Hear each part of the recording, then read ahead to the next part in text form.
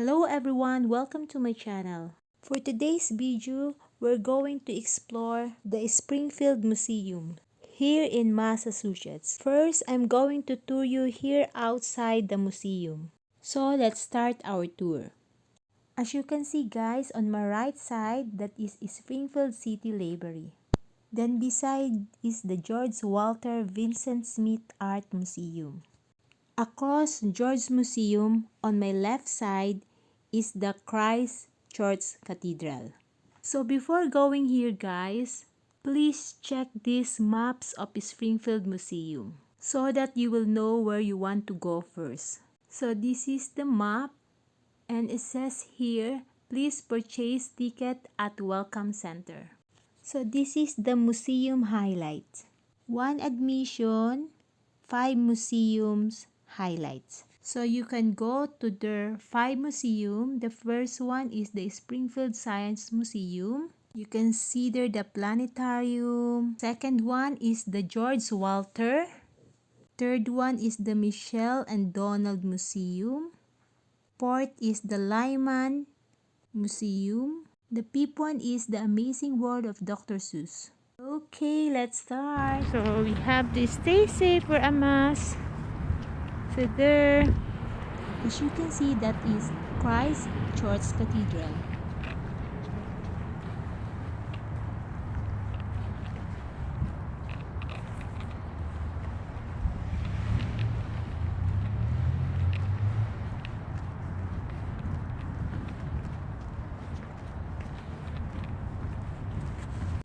So this one is Dr. Seuss National Memorial Sculpture Garden. Cat in the Hat.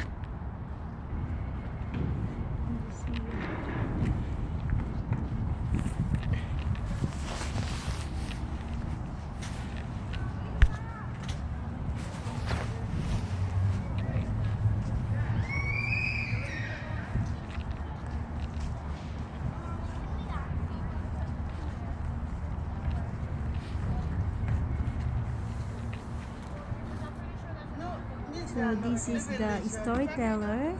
This one is the Dr. Seuss and the Cat in the Hat. Then that one is the Horton Court.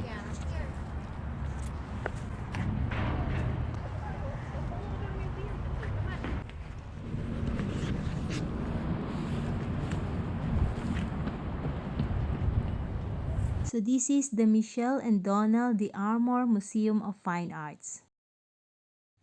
This is the Dr. Seuss Garden.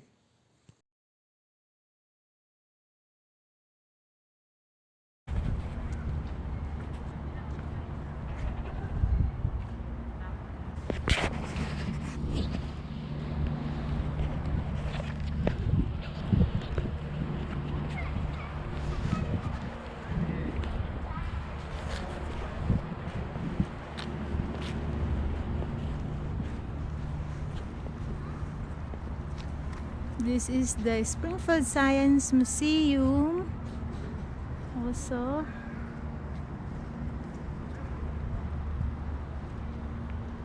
there is also here a gingerbread under the sea. There. So that one we can see here in the Springfield Science Museum. Then the one with blue arc is the Amazing World of Dr. Seuss Museum. What's the Walt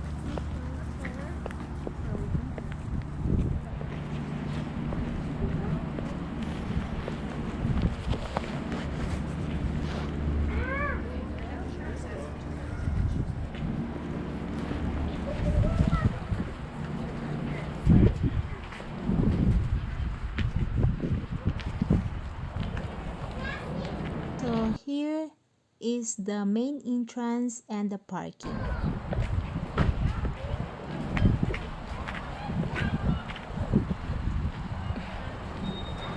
So here, as you can see, there's an arrow. It says here, Wood Museum of Springfield History is across the street. Here at the back of the Amazing World is the Blake House Cafe.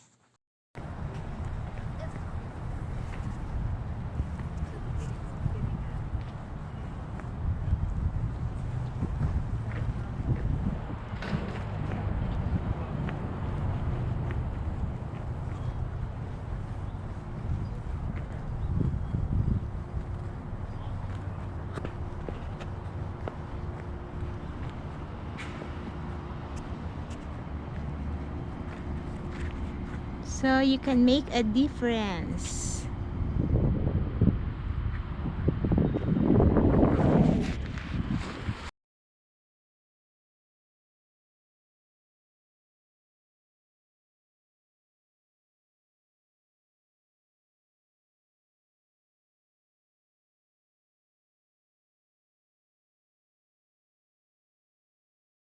Is Kilroy House.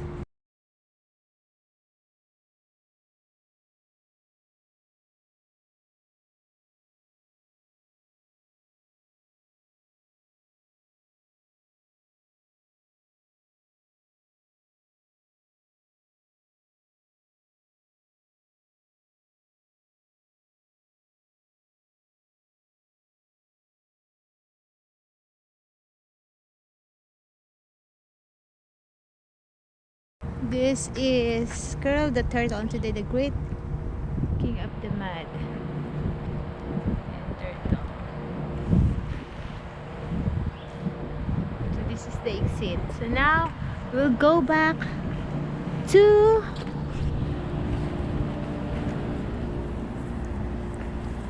entrance. We'll get now a ticket.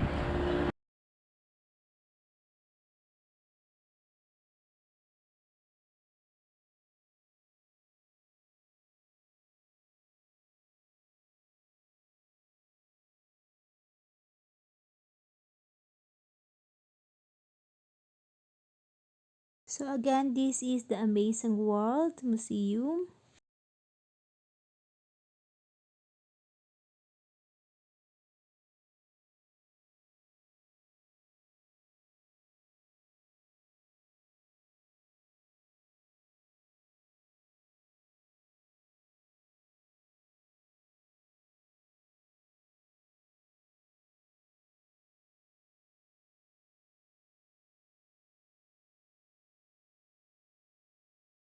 So now we are here in the entrance and the parking lot.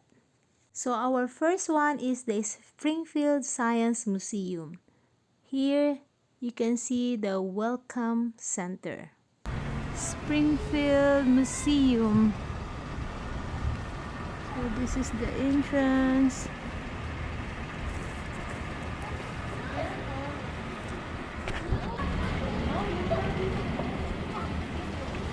So let's go inside now. Welcome center. As is required. This is the hours.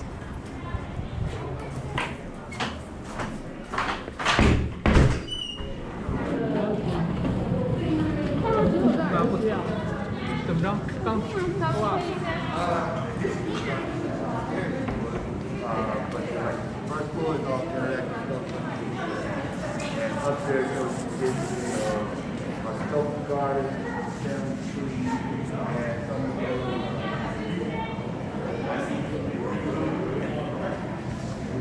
So this is the line for the tickets.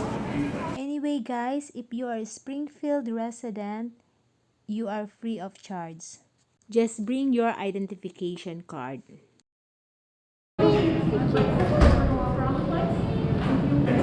Come the baby. Yes, this Thank one. you. Yes, I put So the we child need with to you pay. with it. It would be a charge. Yeah, okay. How much is it, sir? It's $25. Thank you. Did you want to start your day in the Dr. Seuss Museum, or do you think maybe later? Dr. Seuss. What do you want to talk to? Dr. Seuss. We'll start with Dr. Dr. Seuss. Zeus. We'll start with Dr. Seuss. We'll schedule you right now. What time is this one? We could get into The that? mystery of the disappearing That starts dinosaur. at 2, and then we have the 3 o'clock show. That's the last one. But this one, only 1 p.m. the Magic Sky. Yeah, that's only Ah, okay. So we cannot watch that one. Then they have also this Under the Sea. Yes, the Splash and Bubbles exhibit is across the street, and then all of these Yeah.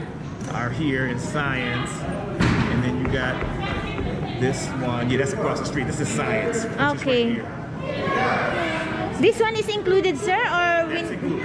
this is included? Okay.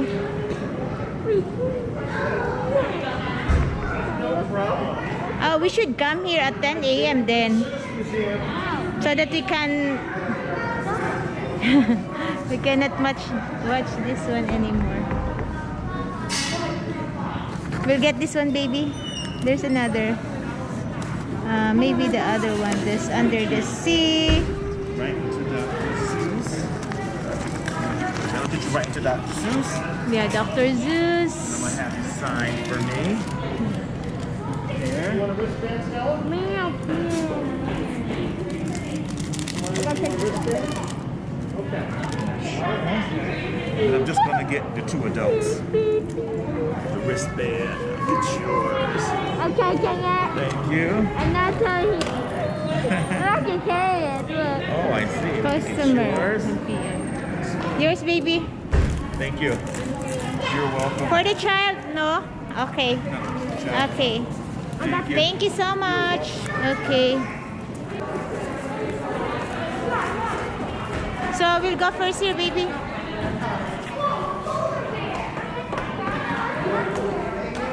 Yeah, okay. You will be the one to be vlogged today, baby. Yeah, thank you. So this is the star. Get inside the color. Dinosaur hall.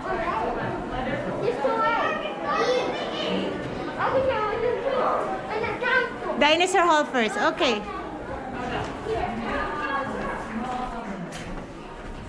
It's the restroom.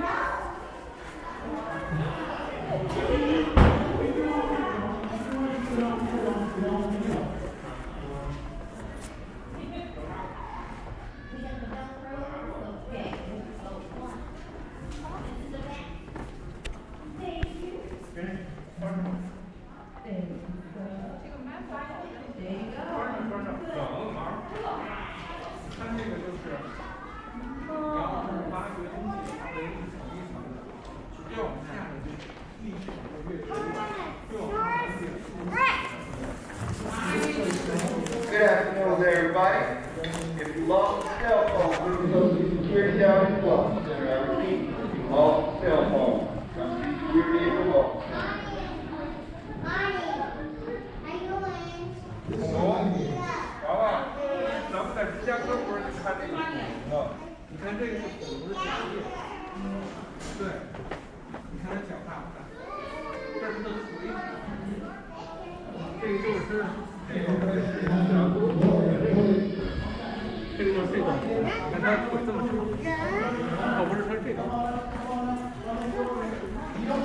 Good afternoon, everybody. I would also like to mention our next planetarium show.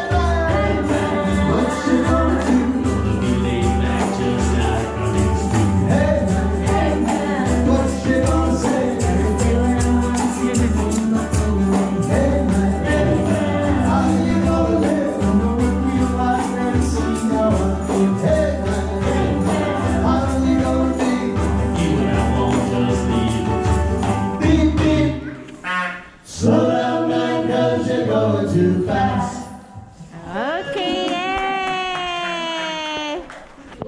Okay.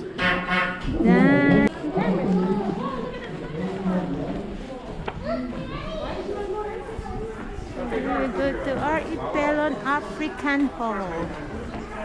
So this is the one. Yeah, what kind of thing? That's a warthog. That's a warthog.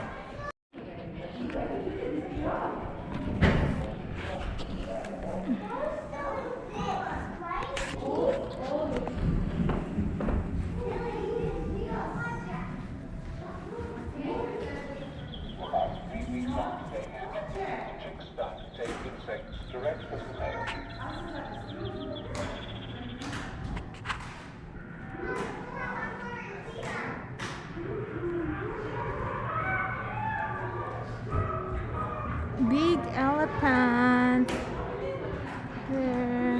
There's a zebra. African elephant.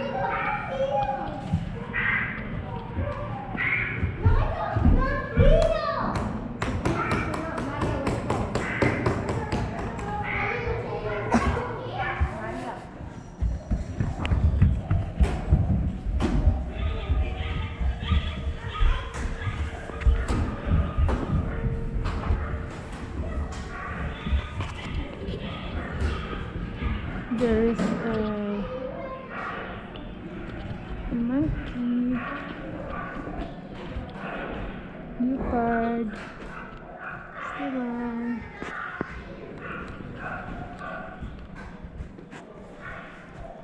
bone show the pass, ape man, modern human, the fossils.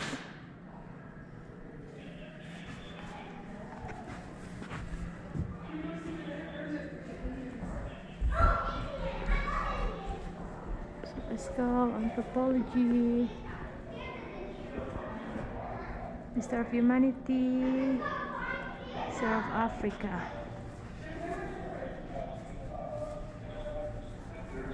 African languages, post-colonial Africa,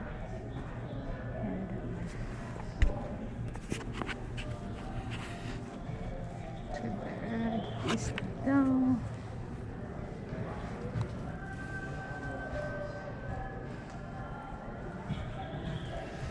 So since we are there for I am.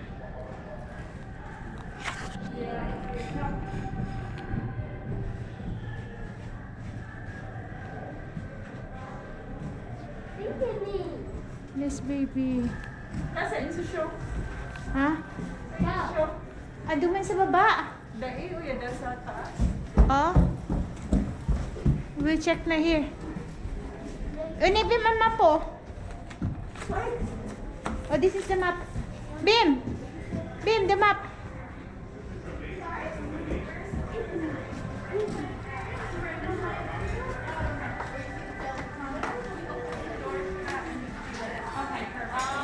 Our solar system. Yeah. Do you have it's an extra ticket? Do you have that? Or can you get it? You get it at the welcome center where you got your wristbands. What show that time? Yeah, it's. I thought they told it's like included. Do you have a membership? They are resident. It's No. So even resident you have to pay. Yeah. What? if you are not a member, then it's an extra charge for the planetarium. Okay. But it's just $2 for kids, $3 for adults. Mhm.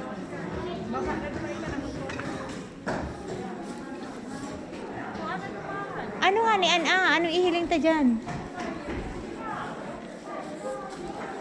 How much that cost?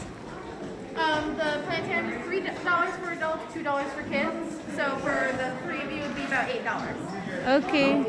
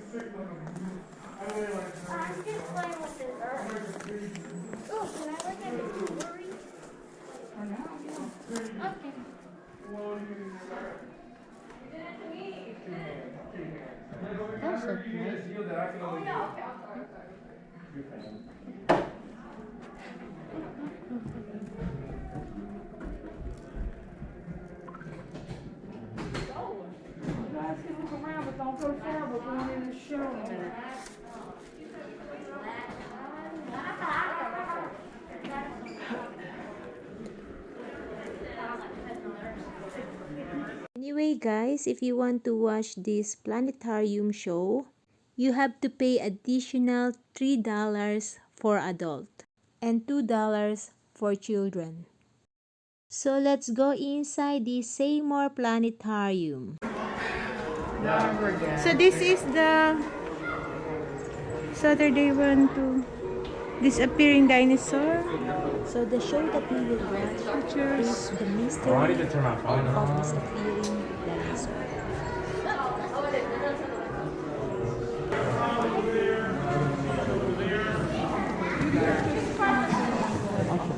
Anybody get tickets here? Thank you very much. Come on in. I want that color. Where you like, baby? There? Oh, sit na there. Airline, I'm talking first class. So here's what you think. Baby, come here. Oh. Nay, kakainom mo kung akin. To the Seymour Planetarium, and a little while ago, the Seymour stars that you can imagine. Look at this page. My name is Jack, and you'll note that noise travels in this room. So whatever you say on this side of the room, they'll hear all those words on that side. Our program will be up here mostly, and our sound system comes from everywhere. So try to keep your noise down if you can, so everyone can hear. I first came into this room 68 years ago, and this star ball in the middle of the room was here. The seats are sitting on, the rugs, the ceiling have all been changed in the last year. The Commonwealth of Massachusetts and its taxpayers gave us a whole new facility here. And the reason we kept the star ball is that it is the oldest American-made planetary projector in the world, USA, right here. In 1934, when this was made by the Corpus brothers from Chicopee, whose picture's out on the other side of the door here, all the projectors in the world were German-made. And so these two brothers, John and Corpus, high school graduates, made this machine from parts that they got from the Connecticut River Valley for the most part, where most of us live, right here. One part. Do you have tickets for the show, ma'am? We do, sir. You do. It's going to be hard to find. You may have to sit in the front row. Right in. You got enough for free, okay? Nimba kung supig ko amo, sabi mo 2 PM. So ano niya? Papalitan na lang yun. Pinapili The ba guys? Corpus brothers made Sa this man siya machine na ata. for something like $5,000 back in the 1930s, and it's probably worth. You can't measure what it's worth because today it is the oldest American-made planetary projector in existence.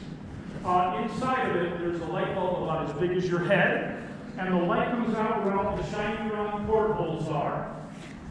There are over 40 portholes, and each one has a magnifying glass in there. And Frank drilled something like 8,000 holes representing the real stars in the sky. And light goes through the holes, it gets magnified, and we see it on the ceiling. Our program today is not about stars. It's about shooting stars and other things like that.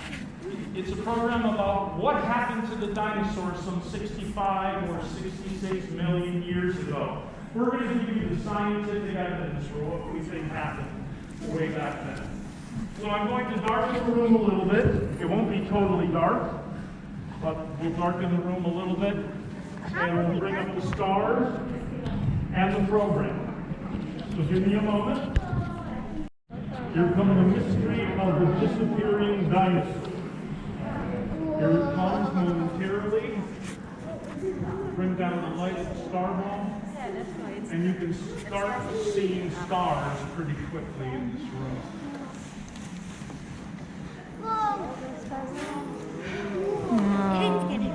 Cannot see.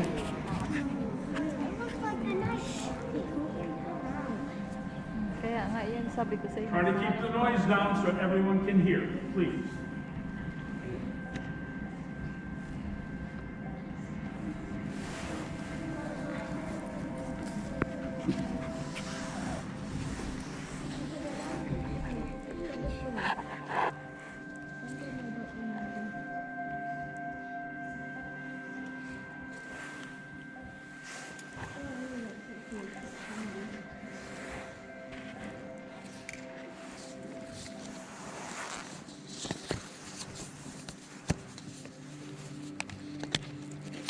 Science often reads like a detective story.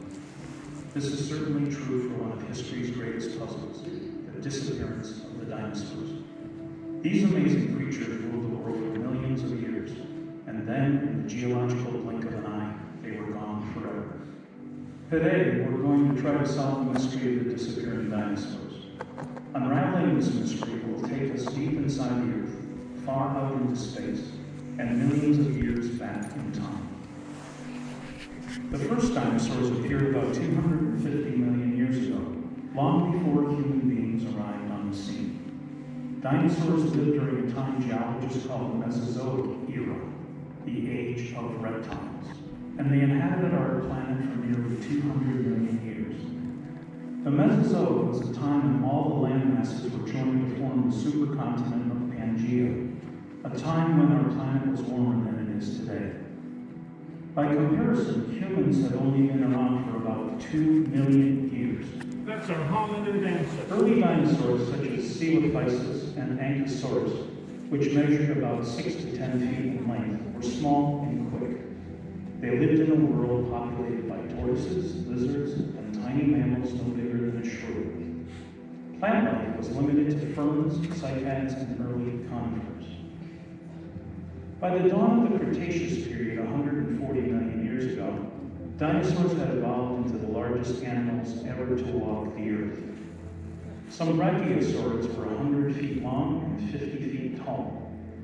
The Cretaceous saw the development of the duckbills, ankylosaurs, ceratopsids, and the fierce Tyrannosaurus rex.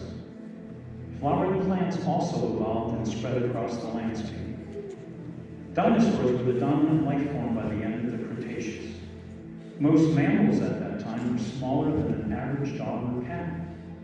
Today, only blue whales are more massive than the largest dinosaurs. Some animals of the Cretaceous are still with us, yet the magnificent dinosaurs are gone forever. How do scientists learn about animals that have been gone for millions of years? One way is to study fossils. Fossils are the traces of once living organisms found in the Earth's crust, and the scientists who study them are called paleontologists. When investigating dinosaurs, paleontologists often examine dinosaur skeleton fossils. Many millions of years ago, when a dinosaur died, the soft tissue disappeared quickly. However, if conditions were right, the hard parts of the dinosaur's body, such as bones and teeth, were buried under layers of sand and mud. These layers were covered by more sediment, which gradually compressed it into rock. The materials found in dinosaur bones and teeth, such as calcium, were slowly replaced by minerals, but their shapes were preserved. Even dinosaur eggs sometimes became fossilized. Paleontologists carefully chip away the rock to reveal the dinosaur bones, and in some cases, these bone fossils can be reassembled to create the mounted dinosaur skeletons seen in museums. Radioisotope analysis is used to determine the age of the fossils and the rocks encasing them. Scientists also have learned about dinosaurs by studying their fossilized footprints. The Connecticut River Valley of New England is famous for the thousands of ancient footprints preserved in its rocky layers. The fossil footprints were made about 200 million years ago by dinosaurs and other animals living at this time. These animals sometimes roamed across muddy flats, and if conditions were just right, the firm mud retained impressions at their feet. The mud contained in their tracks was baked hard by the sun and eventually was covered by more layers of hardened mud. Over millions of years, these muddy layers were compressed into a rock called shale. Today, the shale is broken into slabs. The layers separate to reveal the tracks. Dinosaur track fossils often show incredible detail. In addition to footprints, the shale may also contain impressions of delicate invertebrate tracks, tiny raindrop craters, mud cracks, and mud ripples. Studying fossilized dinosaur footprints helps paleontologists decipher certain facts about dinosaurs that the bones alone do not reveal. For example, measuring the distance between footprints and the trackway gives an indication of how fast the dinosaur was moving. And examining large groups of tracks at a single site may provide hints about whether dinosaurs traveled in groups or were solitary creatures. Now, let's shift our attention to the night sky, where we are seeing a display of falling stars. Also known as meteors, these streaks of light are caused by solid particles moving swiftly through space. When a cosmic pebble slams into the Earth's upper atmosphere, it compresses or squeezes the air in front of it. Compressed air heats up, and this heat causes the pebble to burn up in a flash of light we call a meteor. Most meteors are caused by rubble left behind by comets. Comets are chunks of ice and frozen gases mixed with rocky material similar to dirty snowfall. They contain matter dating back to the birth of the solar system. Comets originate in a region of the solar system far beyond the most distant planets, and they measure 10 to 20 miles or more in diameter. Some comets drift through the inner solar system, which is where we live. Here, the sun's heat warms the ices and frozen gases inside the comet, and geysers of gas shoot from the comet's surface. This creates tails of gas and dust that may stretch through space for millions of miles. Solid debris also is released from the comet and continues to drift along the comet's orbit. We might say that comets are cosmic litterers. Thousands of comets have swung around the sun over the centuries, leaving the inner solar system sprinkled with comet debris. That's why we see a few falling stars on every clear night. Comet rocks are brittle and disintegrate many miles above our heads. They rarely crash into the surface of the Earth. If the Earth happens to cross paths with a recent comet and some of its debris hits our atmosphere, a meteor shower may light up the night sky. We are treated to meteor showers about a dozen times a year. On these nights, sky observers will notice an increase in the number of falling stars. The Perseid meteor shower, one of the most famous, occurs each year on the night surrounding August the 12th. The Perseid meteors are caused by debris drifting along the orbit of the comet's swift tunnel. During the peak of this shower, meteor watchers may see as many as several dozen falling stars per hour. On extremely rare occasions, hundreds of thousands of meteors light up the night sky during an event known as a meteor storm. Occasionally, a brilliant meteor known as a fireball slices across the heavens. A fireball may be caused by a large piece of comet debris, or by an asteroid, or asteroid fragment plunging through our atmosphere. Asteroids are mainly found within the asteroid belt, which is a swarm of thousands of rocky bodies circling the sun between the orbits of Mars and Jupiter. While some span several hundreds of miles, most are much smaller. Most asteroids never stray from the asteroid belt, but if two should collide, fragments may be flown in all directions, some even reaching the Earth. Asteroid rock is denser and heavier than comet debris, and may be made of solid iron and nickel. Astronomers estimate that 100 tons of cosmic debris strikes our atmosphere every day. Fortunately, the air we breathe forms a blanket around our world, protecting us from most of the infalling rocks from space. However, some manage to survive this fiery plunge and crash into Earth.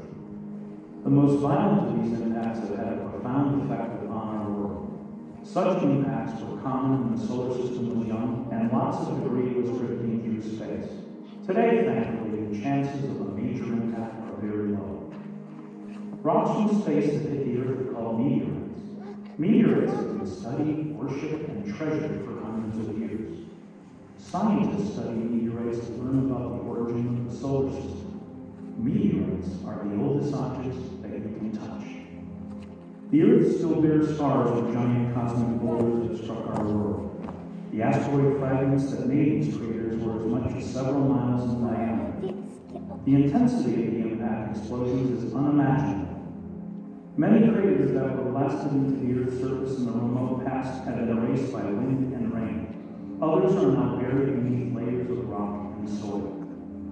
Other worlds in our solar system also show scars from asteroid impacts.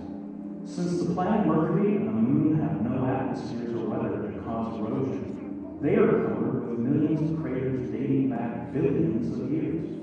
Saturn's moon, Mimas, sports a crater so large it appears that this tiny world narrowly avoided total destruction. As astronomers probe the solar system through telescopes in the eyes of unmanned spacecraft, paleontologists examine the fossil record to learn how life evolved on planet Earth. During these studies, they made a startling discovery. Several times during the past 500 million years of Earth's history, large numbers of plant and animal species vanished completely. How do scientists know this? Because fossils of these plants and animals found in the rock layers suddenly disappeared at a specific point in time. These animals and plants went extinct. Let's investigate extinction for a moment. An extinction is the disappearance of an animal or plant species from the Earth. Extinctions have occurred ever since life originated on our planet. Most extinctions are not caused by major catastrophes. Instead, they occur gradually due to small variations in climate or habitat, a reduction in food supply, and other changes. Animals that cannot adapt to these changes perish, while new animals evolve and take their places. These are called background extinctions. Most of the dinosaur species that ever lived had already disappeared long before the age of the dinosaurs came to an abrupt end. Background extinctions may be gradual, but mass extinctions are more sudden and widespread. A mass extinction is the relatively rapid disappearance of a large number of species all over the world. What causes mass extinctions? The answer to that question is being hotly debated by scientists, but there seems to be no doubt that mass extinctions are caused by natural catastrophes. 5 major mass extinctions have occurred in the past 500 million years. Dinosaurs first appeared at a time when the Earth was recovering from the most destructive extinction of all times, which marked the close of the Permian period. However, the most famous extinction occurred 65 million years ago, famous because the dinosaurs were among the victims.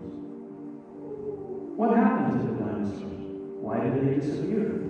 Some scientists have blamed the gradual change in climate, while others pointed to an increase in volcanic eruptions, disease, or changes in the sea level. However, a group of scientific detectives uncovered evidence for a different explanation, a cosmic explanation. Dinosaurs flourished during the Cretaceous period, and rocks dating from that time contain dinosaur fossils. But these fossils are missing from the newer rock just above it, the Tertiary layer. Where the Cretaceous and Tertiary rocks meet, there is a thin layer of brown clay known as the KT boundary. This boundary marks the end of the age of dinosaurs.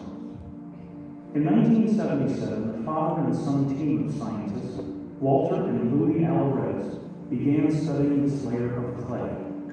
Tests revealed that the clay contains large amounts of an element called iridium.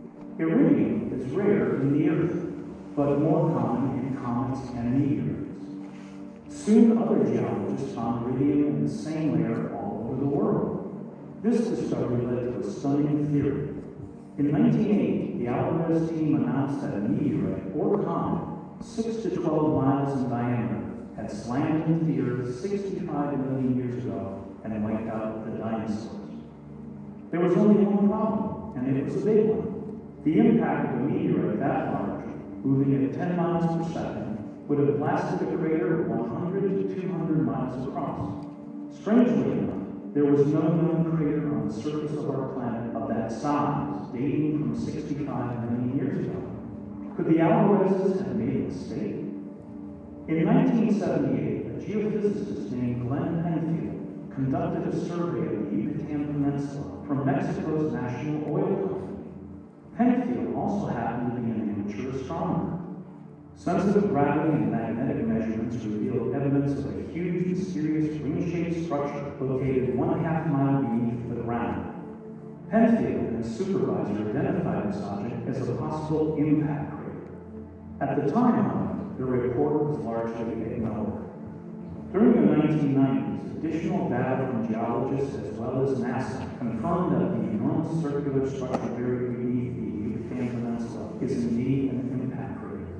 The crater is about 130 miles across, perhaps larger, and is located partly beneath land and partly under the waves of the Caribbean Sea. This hidden crater was named after the town of Chicxulub, which is located at ground zero. In the Mayan language, this town's name means tail of the devil. The Alvarez team realized that the age and size of this underground crater perfectly matched what they had predicted. Was this the scar left behind by the impact that killed the dinosaurs? Most scientists think so, although there are some who maintain that the real story is a bit more complicated. Were the dinosaurs already on the road to extinction when the meteorite struck? New research will uncover new discoveries in the coming years, but we do know that a large comet or asteroid struck the Earth right at the time that the dinosaurs vanished.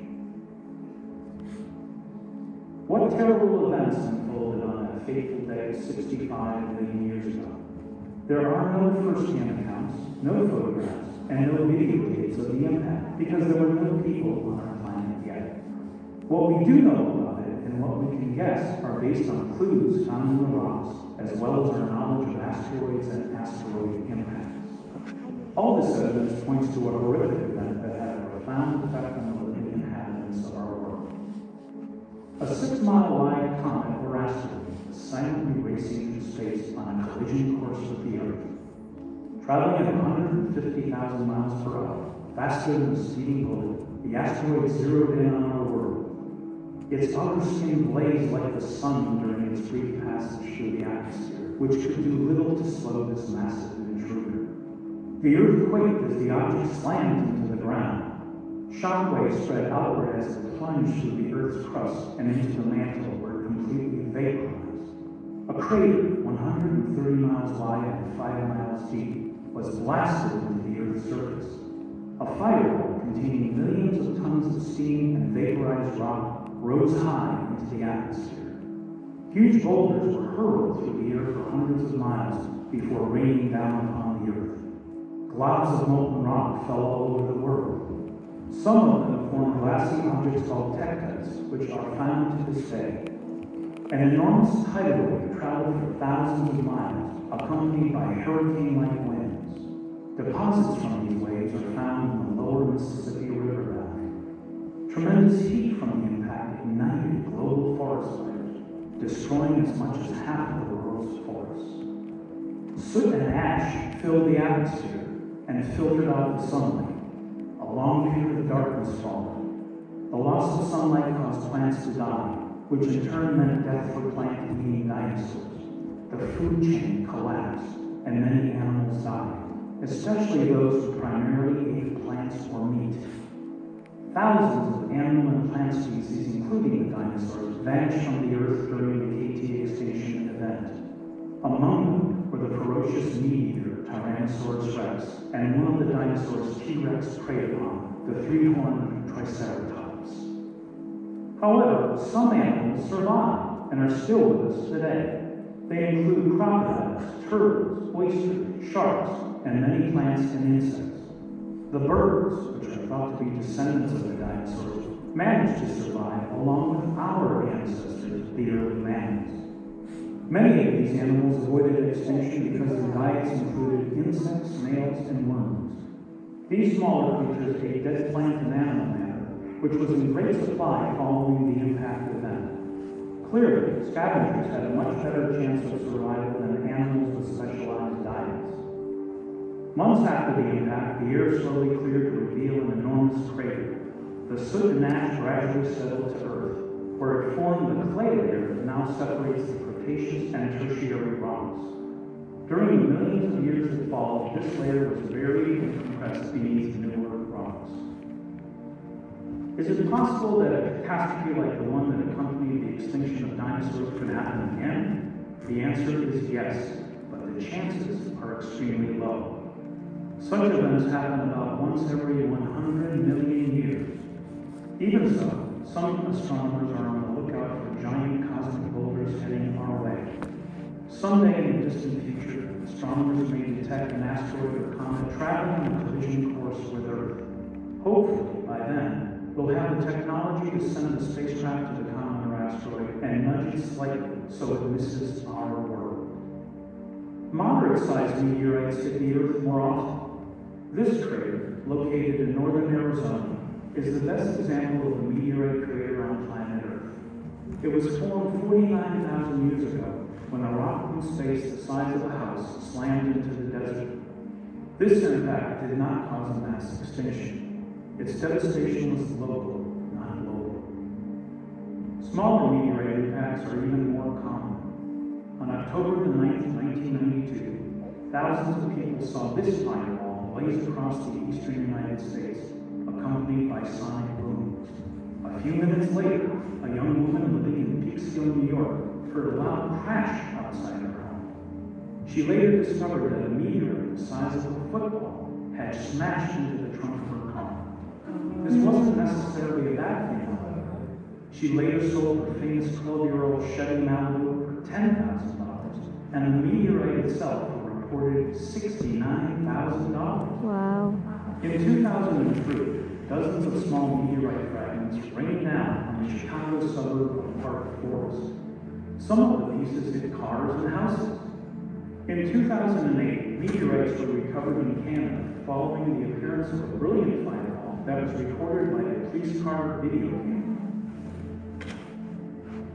After the extinction event of 65 million years ago, the Earth was reborn. With the dinosaurs gone, mammals began to flourish. In the relatively recent past, early humans made their appearance. What would our world be like today if that impact had never happened and the dinosaurs had lived on? Would animals similar to T-Rex still be roaming the countryside? Would human beings exist? Would we be battling these menacing creatures? Nobody knows for sure, but it's a safe bet to say that our world will be far more different than we can ever imagine.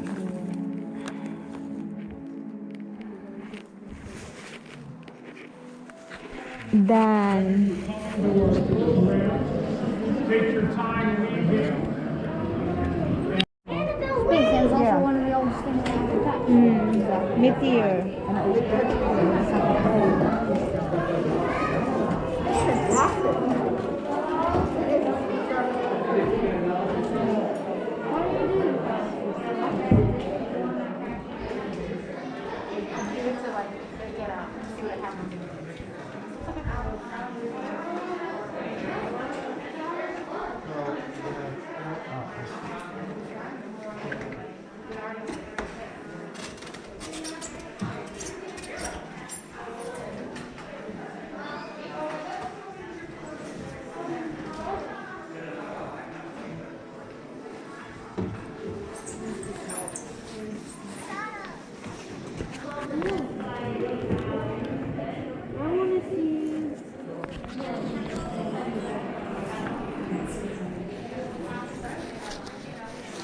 This is Spark Club.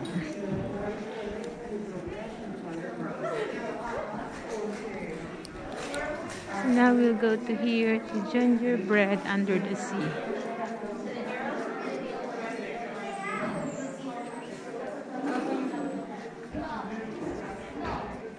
Owen.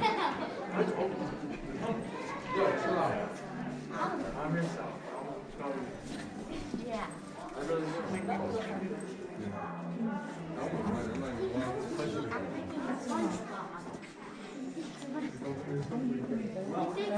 SpongeBob's house.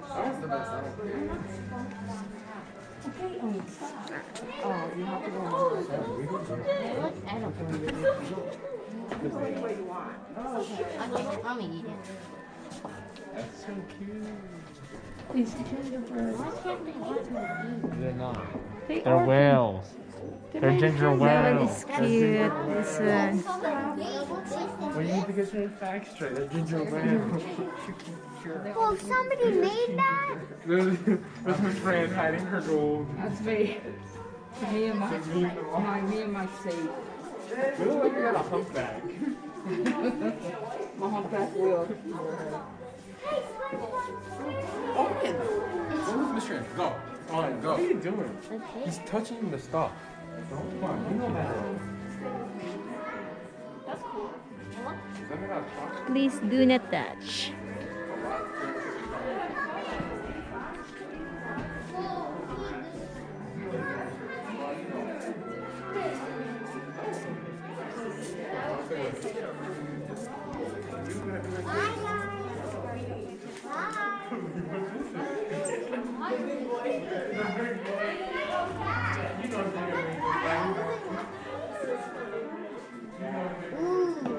Well, look at this one. The Newton family from London. Guys, they made like different. This one's neat.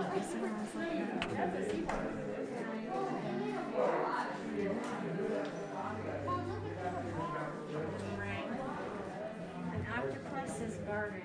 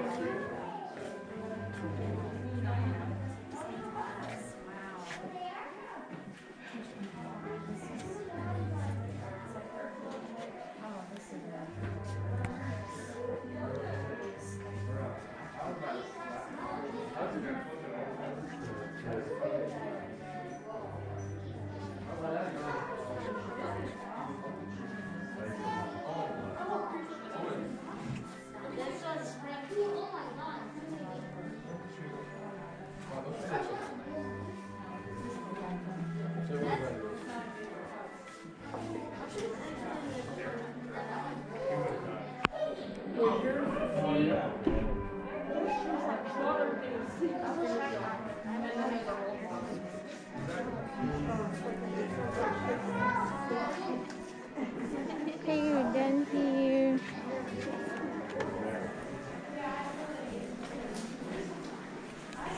Go down now.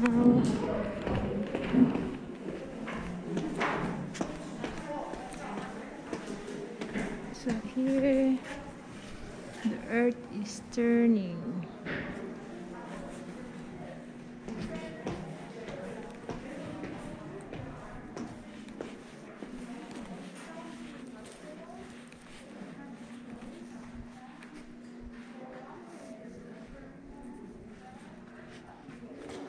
And when you're in, this is the museum store.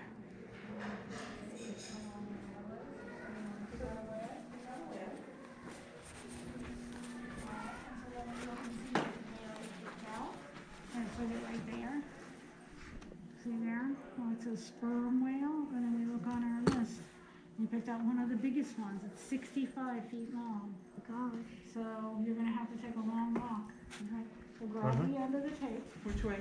And go Straight. down that hallway till I tell you to stop. This is the whale land. Keep going. Sperm whale. You're only 30 feet. You gotta double that. Keep going. So that is the length of the 40 feet. Keep going. You gotta get 65 feet. All right, slow down. Let me see where you are. 58, a little more. 59, 60, 1, 2, 3, 4, 5. Stop. And that's how long. How long? Very long until there. Can you imagine? That's 65 feet long. All right, you can drop the end, and I'll reel it in. Come on. So when we went, we actually were very lucky. We got to see about like 12 of them. Wow. Will's word. It was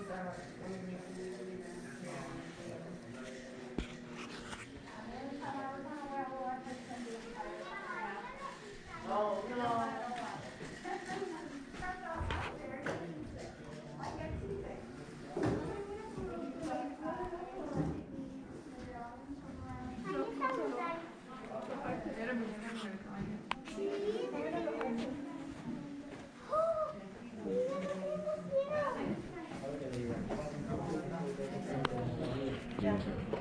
Cinco días vuelve y después vuelve de nuevo, que le dice negativo.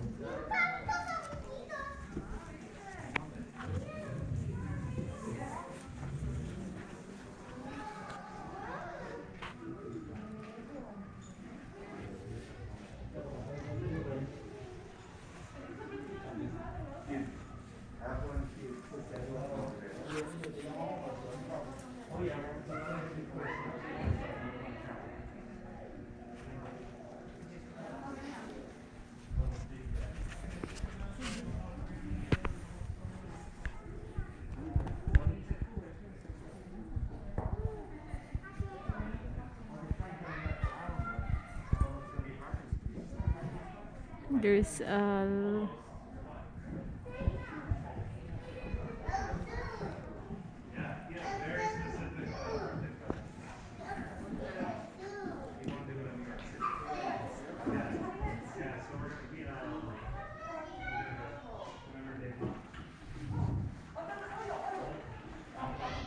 Love it, Elliot.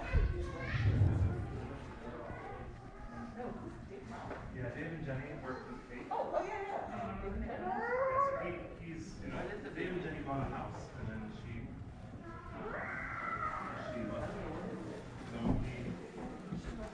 like a number of years ago. So he has this big house. Okay. Yeah. Well, it's more than one. In Kearney, New Jersey, like right across. So, yeah. So anyway, they so he's left with this giant house. Like, so he's got a couple. He's a physical therapist now. So he's got a couple like doctors that live with him. Okay. So basically, we see him once a year. He'll drive up to do something in New Hampshire with some old friends every year. So he stays around the house and I say hi. So basically, he invited us to stay with him and Sage heard that he has lots of video games. So it's been Sage's like dream to stay with Dave and just play video games. Just you two then? Yeah. Oh, that would be really We don't think she'll be So we're done. There is also a mini show here. You can see it.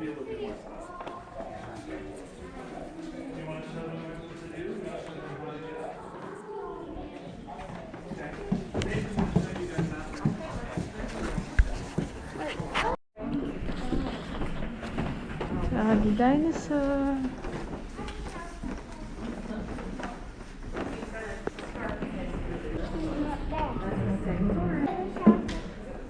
Do you know what that is? So we go back.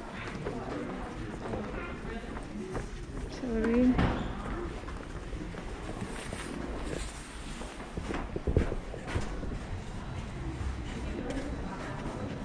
We're done exploring the Museum of the Science, so now we will check their museum store.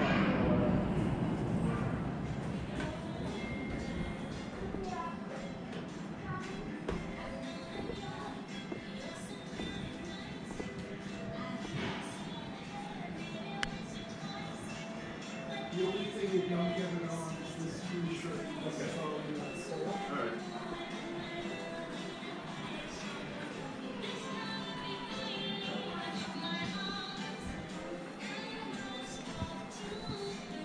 Why did they have that bad name?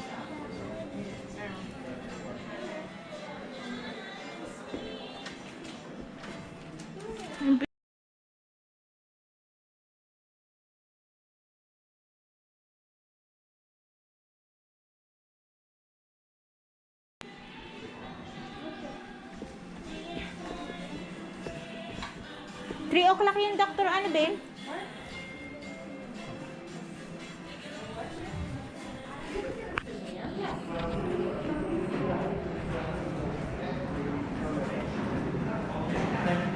Okay.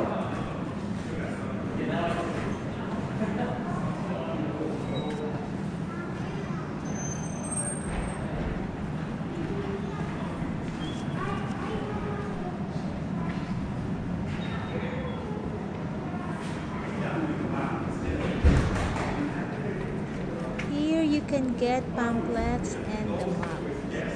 Highlights. Get this map. So this is their map. For your reference, I took a picture of the 5 museums so that you can plan ahead of time. If you want to explore the 5 museums, you should come here early. As you can see, the other show, this planetarium show, have additional payment. For adults is $3, children 3 to 17 is $2. Okay guys, we're done here in the Museum of the Science. Let's go to other 4 museums. Until here only my video guys. Thank you so much for watching. See you in my next one. Bye!